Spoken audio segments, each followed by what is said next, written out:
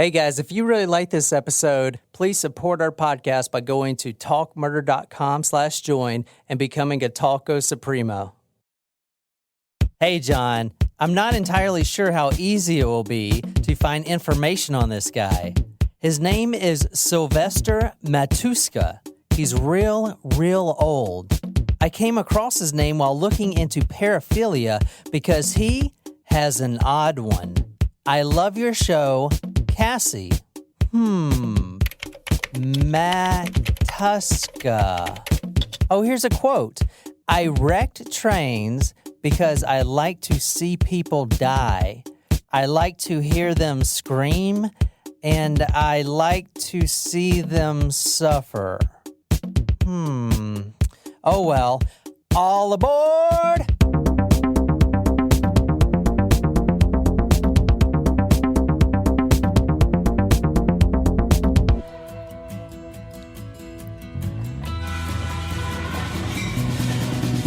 Choo-choo, here comes a train. Choo-choo, here comes a train. It's rolling on the tracks, gonna get there fast, yeah. Choo-choo, here comes a train. I could spend all day. All right, that is a song, the train song by Blippy Music. It's kind of a Blues Clues type of thing for your toddler. I really think my nephew would actually get a kick out of that. But anyway, let's get on track with today's episode. Welcome back, guys, Thank you. to Talk Murder to Me. Feels like it's been a while. Well, considering I had no idea what planet I was on earlier today. You were like Hubble when he got back from his trip to the ER. Yeah. Poor little guy. Thanks for everybody who's been checking in on how Hubble's doing. He got bit by a baby copperhead in our backyard on Saturday night. So he had a fun trip to the emergency room, got some anti-venom treatment, and now he's super Hubble and doing very well. All right, shout out to Grace because she actually guessed the story correctly. Ooh. Did anyone else guess? No, it was just her from what I saw. Oh, because they all knew that she was right. No, I don't. That's why I asked you if you knew this story. I don't even know what the hint is by definition. What's the hint? What does it mean? This is a viaduct. It has nothing to do with water. No, the it's bridge. a tunnel. No, She said it was a tunnel. No, not the tunnel. That's a bad picture. Not the tunnel, the bridge. Oh. Let me show you. This is a viaduct. Oh, like an upside down bridge. What? Or just It's a train bridge. Guys, Oh. come on. It's a train It's an bridge. upside down Well, bridge. because like this particular one, usually the round things go over the bridge. With this one, it's like an upside down bridge. Okay, according to Webster, a viaduct is a long bridge-like structure, typically a series of arches carrying a road or railroad across a valley or other low ground. So it has nothing to do with water, even though a lot of them actually go over water. Here, let me show you. Oh, okay. Ah. A lot of them go over rivers and stuff. Aha. You know, these are all viaducts. Ooh. So it's like Pretty. an aqueduct. Aqueduct is the same. Aqueduct is the same structure, the old ones in Greece, but they instead of trains, they carry water. All right, we're going to September 13th, 1931. Ooh. Shortly after midnight. I believe I said 1930s. Yeah, you did. And we did a goulash tonight. Yes. So what country, Nicole, is known for their goulash? I guessed Hungary. And you were correct. Yeah! Right on. So far, I've got the year and the location. This is awesome. What did you guess for the happenings? I said it was a murder on the Orient Express. Well, that's completely wrong. Oh, but shit. anyway, All right. so we're going to September 13th, 1931, shortly after midnight. A high railway viaduct, which I'll show you here in a second, near Betorbagi, Bieterbagi. which was 10 miles away from Budapest. Now, we're in... Have you been there? I have. And I've had Betorbagi? goulash. Tell us about Hungary. It wasn't my favoriteest of places to visit, but the architecture was neat. I kind of don't remember too much because I had the worst sinus infection. But I remember learning about all the people that were from there, which I don't remember who was from there. And What the fuck are you That was talking the about? most like I asked you to tell me if you liked it or not. I didn't really like it, to be honest with you. Although that was where I had my first experience tasting calves' brains. Someone else ordered it, and it was like in their dish. It was like scrambled eggs. Oh, are you talking oh, about you couldn't pay me to eat that. haggis? No, haggis is something different. Haggis is Scottish. Okay, so we are Haggis. going to Budapest, 10 miles away from Budapest. This is the actual site we're going to tonight. That's the viaduct that we're going to, that actual place. I'm putting I found these pictures like on Flickr and stuff like that. These are just random people taking photos. I'm putting these on talkmer.com. I've already got the post, so go and check these out. This is 10 miles away from Budapest. The railroad valley actually crosses the Fuzes Creek, F-U. The U has the 2 dots above it. Excuse me, what did I do to you? Fuzes Creek. I don't know. I can't pronounce any of this shit. September 13th, shortly after midnight. I mean, it's, nice, cool night. The train is barreling down the track. Choo choo, here comes a train. Choo choo, here comes a train. This is the Budapest Cologne train. Oh, Cologne's in Germany. Oh, okay. Well, there you go. So all these train names I've been noticing, I think they're just, instead of like the Orient Express, they just say Budapest-Cologne. It's like, It goes ends in Budapest. Yeah, and start starts and in Germany or ends, something yeah. like that. Well, personally, I think that the best trains are Thomas and Percy and the other friends. Gordon. What about Blippy? No. Very quiet night. This is kind of a remote village. There's more civilization there now, but at the time, it was not very much. And if you can see the bridge there, the viaduct, that's 82 feet off the ground. Shortly after midnight, a loud explosion occurs. Oh, no. Boom. This is from The Guardian, September 14th, 1931. 24 persons were killed outright or died within a few hours, and 21 were so severely injured that some are likely to die when half of the Budapest-Cologne Express was thrown some 90 feet into the ravine bridged by the viaduct by the explosion of a bomb supposed to have been set by communists. Huh. So the Guardian article here that she read says 24. All in all, it was 28 people once the remainder of the 4 died in the hospital. Now, there were hundreds in the hospital. Out of those hundreds, 28 died. Most didn't die, but they were severely injured. A lot of them were handicapped for the rest of their lives. Wow. I mean, you have a train, and you're looking at the viaduct now. You have a train that had barreled off that. You see that Yeah. viaduct? Yeah. Look how that looks. Now, this is the picture of what happened. Whoa. So I'm putting this picture on talkmore.com. This is the actual wreckage Wow. the day after. So you can see it's the same viaduct and the people that have died. And then it says a letter lying on a milestone and weighted down with a smaller stone was found 40 yards from the scene of the disaster. It read, quote, "Workmen, you have no rights, but we shall obtain them by taking forcible action against the capitalist. Each month you will hear from us. Our comrades are at home everywhere. Do not fear. The supply of petrol will not run out," end quote. Yeah. That's just how I remember. That's how I imagine it being spoken as. The letter was signed by the translator. That's what he went by. He's like stroking his little Yeah. twirly mustache. It also says mysterious telephone messages were received at the East Station, Budapest, just after the explosion. From Copenhagen and London, a voice speaking in German asked whether an accident had occurred to the express going to Vienna and Cologne.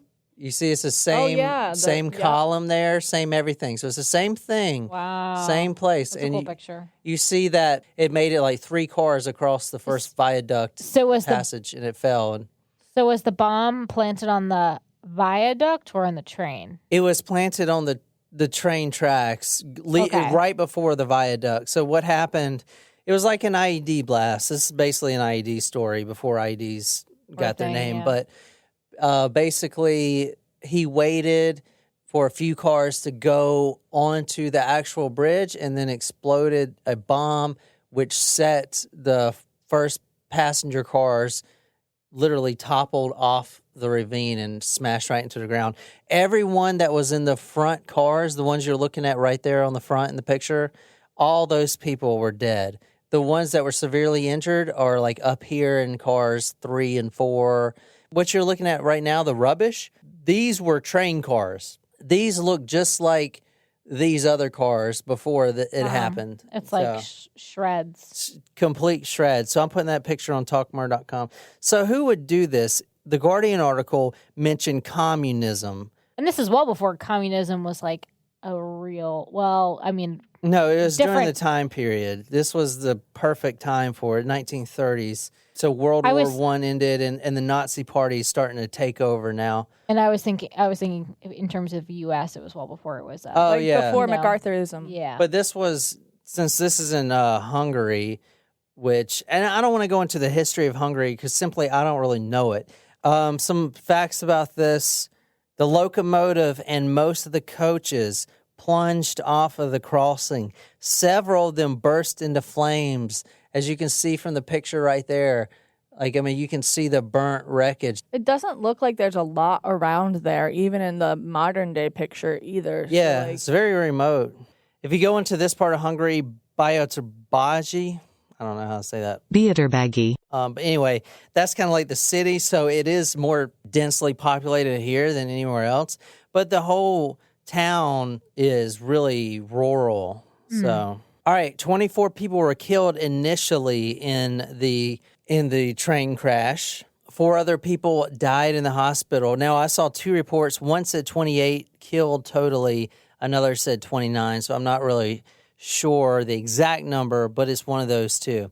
128 other passengers were very seriously injured. I'm talking about being handicapped for the rest of their lives. Wow. Let's go over That's a some massive victims. number. It's really hard to find information on this story because I feel like during the time, this sounds bad. Yeah, they were concerned about the train bomber, but during the time there were bigger problems, going on in the world.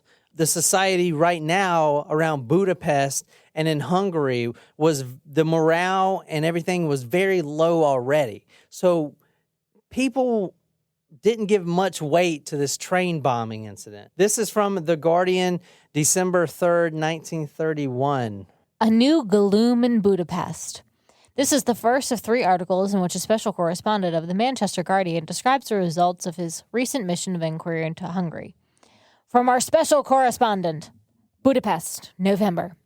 Within a year, Budapest has been transformed from a living city into one half dead. zombies. All seems hushed and dreary now compared with the bustle of even a few months ago. Cafes, theaters, and hotels are almost empty. In the great restaurant, as the palatial and pompous as any in the world, the stiff-shirted waiters stand idly about. The gypsy bands play their wailful music, but there are hardly any guests at all, even in the lunch or dinner hour, when they always used to be crowded. There is hardly any traffic in the streets and hardly anyone buying in the shops. Even the last few weeks have been perceptibly deepened the depression that and have spread anxiety and a kind of subdued panic. So it was pretty shitty over there anyway. But anyway, I did find a few newspaper articles with some victims' names in it. So I'm going to go ahead and read some of those. The victims of this, you have 2 English women, one named Heidi Turnwalls, and the other one was not identified. Basically, that's how hard it is to get information about this. There was an American named Rudolph Novotny, and from The Guardian on September 15th, 1931, quote, Mr. Harry Clements, one of the English passengers involved in Sunday's Hungarian express train disaster, died from his injuries in hospital at Budapest yesterday morning. He was a 32-year-old man, And he was an engineer living in London. And another sad fact that I found was he was returning home with his wife, a Hungarian fiance named Miss Aranka Medvetsky.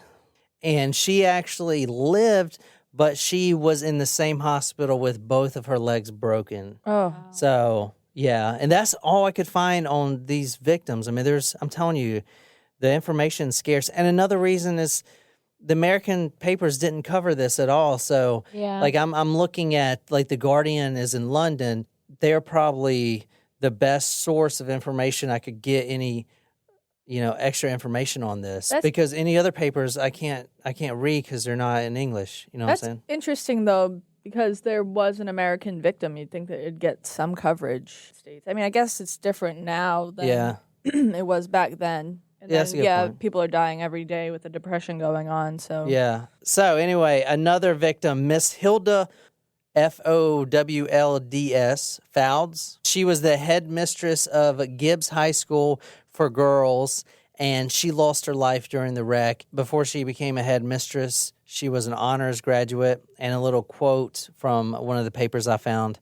Her affection for Hungary took her to that country every summer vacation, and she was returning from there to her school for the term, which commences on Thursday. She was a keen supporter of the League of Nations and started a branch of the union at the school. All right, so let's go over the evidence right quick. There was some stuff found at the scene. Number one, there was a piece of fuse. Is that what, starts the bomb? Yeah, so if you think of like a cartoon, where they had the big, right? the big string wick. Like the Wile E. Coyote. Yeah. So the papers were playing off the communist role, that this was probably a communist group. There was a piece of paper that was left by the scene. It was basically a little piece of scratch paper that was held down by a rock. Whoever put it there wanted people to find it. But it said, quote, "If the capitalists of the world do not give us work, we know how to make it." So, ooh, that's dark. Yeah, very Marxist, if you ask me. Like, what I'm saying. There was also a small traveling bag filled with nitroglycerin that actually had connected wires that was leaving from the bag connected to a small flashlight battery. So this is an IED, an improvised explosive device. I've known plenty of them damn things. Literally heard them blow up meters from me. They're not fun. And now the Taliban's putting them in trees, which I'm so glad I'm not over there now, because, fuck that. Putting them in trees? Yeah, they put them in trees. So, but anyway, only 5 of the rear coaches remained on the tracks, thanks to the air brakes. Okay, a university student from Hungary was arrested on the same morning for suspicion when he was seen photographing another railway bridge. Okay, yeah. Planning his next attack. Planning his next attack. Now, rescue workers, as you see from the picture you're looking at of the wreckage, they spent all night and the next few days cleaning this mess up. They worked all night and they used torches, literally torches. They don't have iPhones with flashlights on them. They had torches. That's all they had. Mm-hmm. And they would rappel down from this viaduct, the top of the viaduct, and try to get into the cars and pull the And now they're pulling dead bodies out. They're not, but they're pulling some alive out and most dead. In fact, 6 bodies and 12 injured persons were found in one of the coaches that you're looking at. So you find 6 dead bodies and then 12 injured but still alive. That's pretty good. Yeah. A quote from one paper that I found: "The difficulty of rescuing the injured was intense, owing to the slope of the ground on which the wreckage was piled up." And if you go to talkmore.com, I'm putting that picture. Let's talk about this thing that maybe Jen can help us with. It's a psychology word that I can't even pronounce right. So there is this term in psychology called symphorophilia. Symphorophilia. Symphorophilia. Okay, so philia is like a sexual kind of fetish thing from what I was looking up. A symphorophilia is basically, in a nutshell, getting sexual gratification off watching major disasters and catastrophes. Oh. Okay, so here's an interesting article whoa. that I'm putting in the sources on talkmore.com. It's from That Scientific. is a weird thing to be sexually attracted to. I've never even knew this was existed. But Because it has nothing to do with like a body part or like, no. So this is from Scientific American. It explains this disorder well. The headline says, "I don't mean to be forward, but please park on my face." What? So it basically that's talks awkward. about, so it's almost like sadism, getting sexual gratification off torture and being hurt, or masochism, whatever. But like catastrophe. I mean, there are some that like you could, I guess, like you could understand because they are still physical in some way. Okay, Jen, you can read this since you're the psychology buff. There's nothing with dildos in here. This particular paraphilia might fall under the broad heading of symphorophilia, originally defined by sexologist John Money as arousal from stage managing or arranging a disaster, crash, or explosion, or arousal by accidents or catastrophes. There's no telling how many symphorophiles are among us, but the next time you notice an unusually absorbed rubbernecker on the highway, check to be sure that both of his or her hands are on the wheel. Whoa. Yeah. Basically, this article says if you see a rubbernecker without his hands on the wheel, he may be rubbering his neck by masturbating. Thanks. We got We you. got You it. know. We got the euphemism. There was one person at the scene of this crash that survived. Quote, "I wrecked trains because I like to see people die. I Whoa. like to hear them scream. I like to see them suffer." And it's sexual. This is the crazy part of this story. Because obviously he's at the crime scene because he's getting sexual gratification off seeing it. It's not like he's blowing it up and then leaving. I mean, wants excuse to me, it's see not all like the he sets aftermath. the booby trap and then leaves. He wants to see it because he's getting his sexual jollies off when it crashes. He takes it up another level, though. Okay, this is fucking crazy. He's there at the scene. He just blew up the train. All these people are dead. Now you got all these cops coming up there, and instead of booking it like he should do, he takes a jackknife and he cuts up his face to pretend like he was on the train as a fellow victim. Which is fucking crazy. Weird. Yeah. You would think that they'd be like, okay, time to go to the hospital and force him to go somewhere. Exactly. I'm going to go ahead and tell you how he got caught, and we're going to go back. With one hand down his pants. Yeah, we're going to go back and talk more about him. But I just want to tell you how he got caught. This asshole pretends he was on the train. Then he files an insurance claim, which the insurance company was, trying to process all these claims of hundreds of different people. It's not that they didn't find his name, but he said, I was on the first coach, the first car. And if you look at this picture right here, the first car is completely demolished. So he was the only survivor. According to him, he was the only survivor out of everyone in those first few cars, which is impossible. Right. So he is an idiot. He should have said he was in the caboose, and then maybe it would have worked. Exactly. That's the back of the train. Correct. Because that is how he got caught. He got caught because the insurance adjuster or whatever said, hey, wait a minute. This guy, he either is lying and trying to get free money out of a false claim, and he wasn't even in the train to begin with, or avoidable mistake, dude. Like, Exactly. come on. It's like fucking gravity, like science. The first cars, it's only the last cars that won't hit the ground. But keep that in mind. Wait. No, but his story is totally believable. He was in the first car and he saw that there was a bomb, so clearly he jumped off the viaduct, and that's how he survived. He was wearing a parachute. Yeah. Got it. Just keep that in mind about why he did that, okay? Why he filed the claim, or Why do you think he filed a claim? he needed money. He needed money? Let me get into who this guy is right quick. Okay, this is the man in question, which I am not going to pronounce his name right, but I'm going to try. He looks like a train bomber. This is the one of two only photos of him. Wow. His name is Szilveszter Matuska. All right, so this guy is Hungarian born. He lived in Vienna at the time. He had a beautiful wife named Irene, a 13-year-old daughter, which I don't know if it's disgusting, ironic, or just plain creepy. But for her birthday, she gets a new train set. Oh. That's shit. Yeah, it's creepy. Now, Nicole said that, maybe he filed the insurance claim because he needed money. He was actually a very successful businessman. This is his new hobby, derailing trains. And he actually built an entire studio.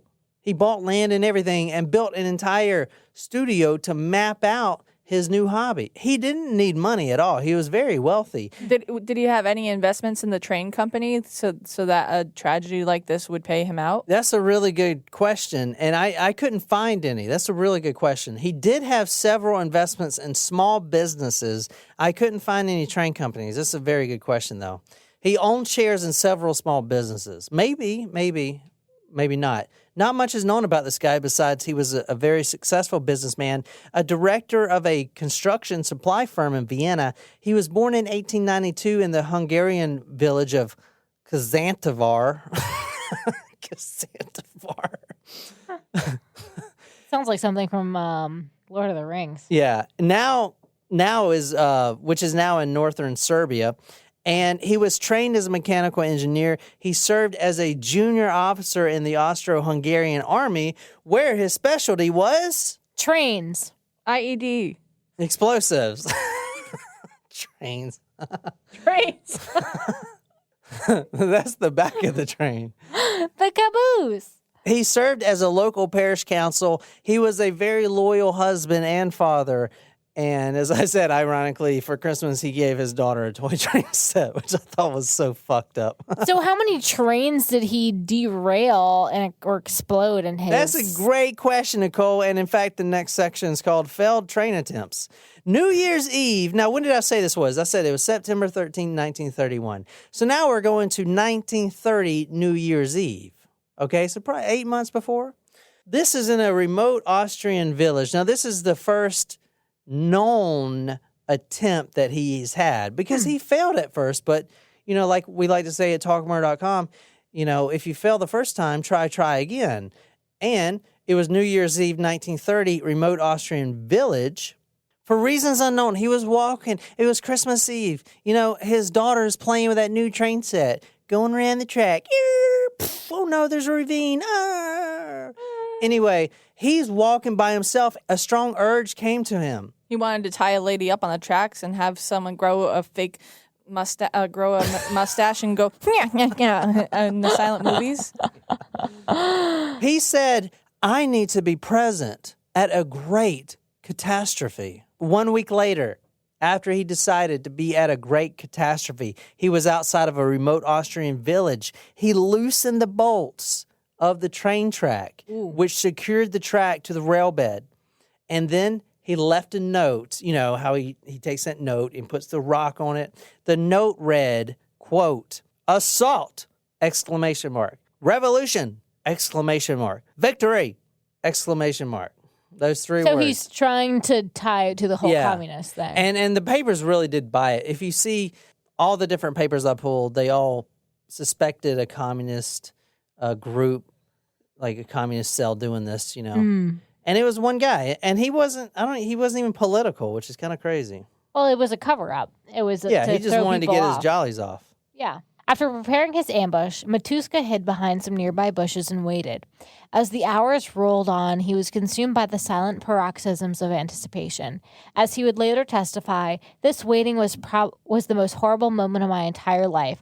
I have never suffered as much or hoped as much. That's twisted.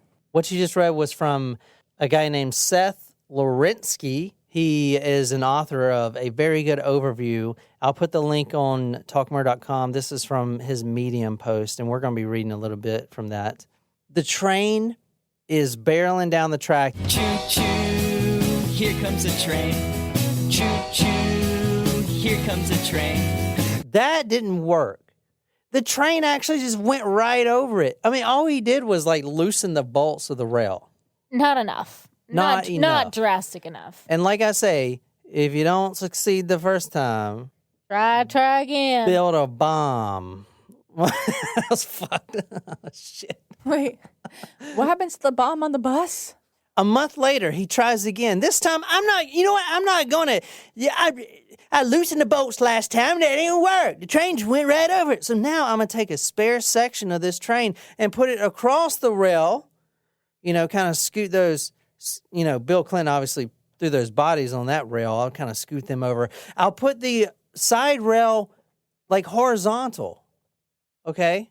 Okay. If you guys don't get the Bill Clinton thing, go back and listen to Boys on on the Track. Tracks. Parts 1 and 2. This crazy story. Cover up. And just check back with us after you listen to it and make sure we're still alive. A month later, he tried again. He put the rail horizontal across the train tracks, and the conductor saw the obstruction. Okay, that didn't work at all.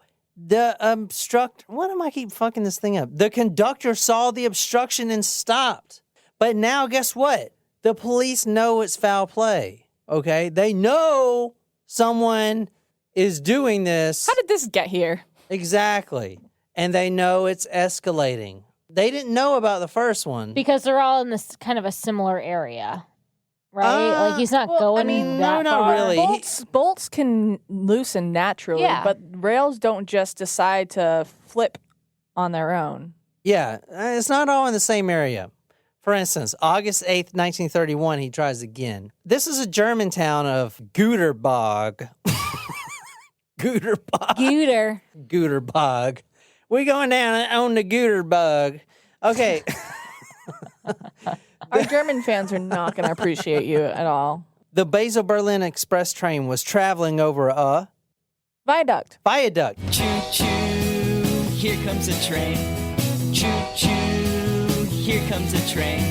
When a tremendous blast tore apart 10 feet of the track, the locomotive and 8 passenger cars rolled down this bank and into a shallow ravine. Now, this is what that looks like. That ain't that bad. This is them recovering it. No one died, okay? No one was killed. This is his third time. I mean, this guy sucks. Maybe you should pick up another hobby, bro. Killing people clearly isn't your jam. Also, where is he hiding to watch all this happen? He's right by it. He's I know, but in the he's bushes. all right, got his hand on his junk, ready to go. I don't know. I just don't. Yeah, he's this is crazy. Come on, chugga chugga chugga chugga chugga chugga. That was so fucked up. That was never gonna get that. It's burned into my brain. So instead, I'm just gonna sing. Everybody's doing the brand new dance now. Come on, you should have seen my hand movements, people out there. There was a copy of a newspaper, section of the newspaper, called the Der Angriff. That's supposed to be German. Der Angriff. It means the attack in American, which was in American. The Der Angriff was actually a part of Nazi Berlin's regional office. Oh.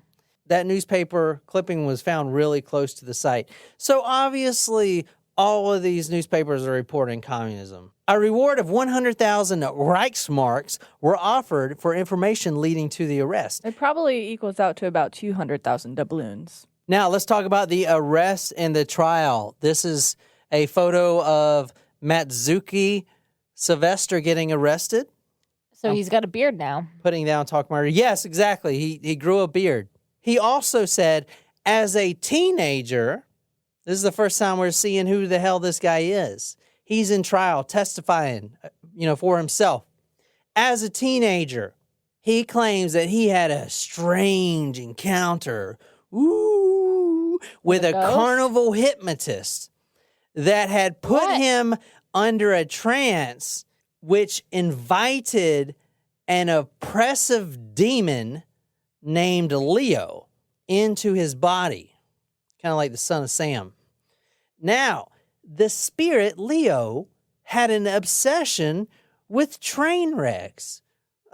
This is what he's telling the jurors. But why didn't it start sooner then? Right. Because when he was walking on the tracks at New Year's Eve and then he had an epiphany. Oh, maybe I should... Epiphany.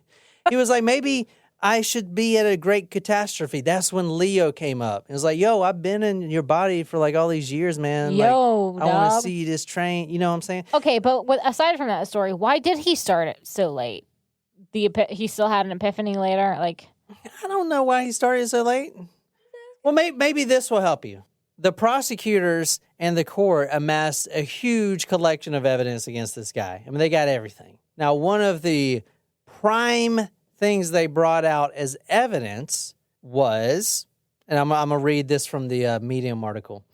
Apparently, a later forensic examination of the trousers Matsuki had worn on the night of the disaster revealed evidence that he had found sexual relief, ejaculation, at the moment of the crash. How do they know at the moment of the crash? An explanation later seconded by Matsuka's own unapologetic testimony. So in the Medium article, he says, he keeps referring to a quote, second explosion. And I was like, what second explosion? Oh my God. And then it makes sense because the first explosion goes, and then as soon as the train crashes, you know, the ejaculate we get it. explosion. We get it. Thank you. You didn't need to explain that. Ew. Crazy. And they actually pulled his trousers up at the trial. But how do they know the exact It's like, moment? look at this. This is semen. Didn't he wash his pants? It's like, touch it. It's all gooey. Nope, it would be crusty as cardboard. Ugh, They can like break it in half. The pants. So nasty. It's Wasn't crispy. that from So he admitted Yeah, he admitted everything. Yeah. Yeah. So after he realized that his whole evil spirit Leo was not working. Okay. So another very interesting thing about this case is he didn't just kill the 29 people on the train. There were 2 other people that died as a result of his actions that had nothing to do with him. What I mean by that is the sensational news called the anti-communist government in Hungary to declare martial law. And what they did was they rounded up all the communists they can find and the suspected sympathizers. 2 underground leaders, Imre Salia and Sandor First, the U with the 2 dots above it, were arrested, and after their trial, now the trial only took 2 hours. They were communists. Oh, wow. Now they were arrested for being communists. The jurors are like, yeah, these guys are bad. Kill them. They took them straight outside out of the courthouse as these 2 communists are screaming at the top of their lungs, quote, long live the dictatorship of the proletariat. Okay, end quote. They were hanged, right there in front of everyone. It was martial law. It's crazy. We need to figure out what the appropriate term is. I think it's hanged. As Europe teetered between the poles of communism and fascism, each of them promising the frightened masses a solution, but neither of them a bloodless one, Matsuka's acts of industrial-scale terrorism seemed like proof of a world coming apart at the seams. That's a great little writing about that. So what, this guy get executed? What happened? Anyone want to take a guess? Matsuki, the mass murderer. He is sent to a labor camp. Okay. The train bomber served 6 years in Austria. He goes to Austria prison, serves 6 years. Then he gets moved to Hungary, his native land, and they convert his death penalty sentence into a life imprisonment. Okay. Mm-hmm. So he just basically stayed there till he died, right? He avoided the death penalty by going back to his homeland. And like I was trying to explain, all the chaos and crazy shit that was going on at the time, World War II started to happen, is now like the 40s. Okay. He's like serving his prison sentence. And he actually escaped from a prison in Vach and disappeared. And no one has heard from him since. Now, I thought you were going to be like, and the army hired him so he could build IEDs. No, it's kind of like Sade Abe. She disappeared. Well, that's a good point you brought up. In the 1950s, it was suspected that he was, working with the communist forces in Korea. on their, oppression team building and planting explosives because he was spotted. Some people had spotted him. But he was never arrested again, and he just kind of faded into obscurity, much like Sade Abe, the penis-snatching geisha. That was a good one. Interesting. In the end, of course, Hungary's turn to the far right would have occurred regardless of Szilveszter Matuska or his crimes. But the murder and maiming of several dozen innocent passengers by a sexually unfulfilled crackpot served as a flashpoint, a uniquely modern moment in which can be attack on mass transportation. An accelerated news cycle and ambient fear collided to produce a shockingly ugly outcome. That's the story right there. That's as much information as you're going to find on the story. If you really enjoyed this episode, be sure to hit that subscribe button on whatever podcasting app you use. If you really like this episode, you can follow us on social media, Facebook, Twitter, Instagram. If you're absolutely obsessed with this podcast and want to become our bomber, go to talkmurder.com/join, become a Talk Us Primo, get a badass t-shirt, sticker, swag, a lot of love, shout it out all over the place. Tell me what story you want me to do. I'll research it, dedicate it to you on the Talk Murder to Me podcast. My name is John, here with Jen and Nicole, and until next time, Come on, ride the train. You ride it. Ooh, ooh.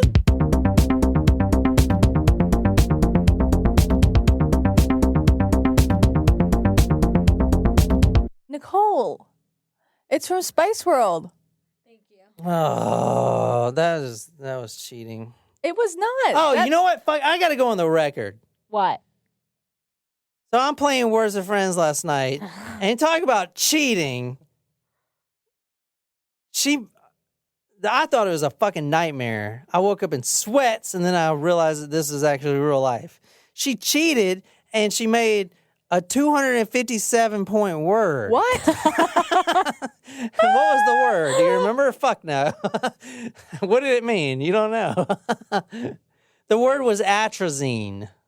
It was like a chemical compound. Atrazine, and I used the Z on a triple letter. It was on a triple word, and I used all the letters. And this was, it's And it not was like at the very end where it's like, 251. fuck, that was a great play. You beat me. This was like the second turn. So like I had to finish the was entire not. game another 30 turns knowing I'm going to get beat because there's no way I could win. So I literally had to sludge through the entire game knowing that it was just... I give you credit for playing it out instead of resigning. He really wanted I wanted to resign, but last time I resigned, she didn't play for like 5 days. John, let's be honest. How many Blippi videos did you watch today? Just like 5 or 6. 100.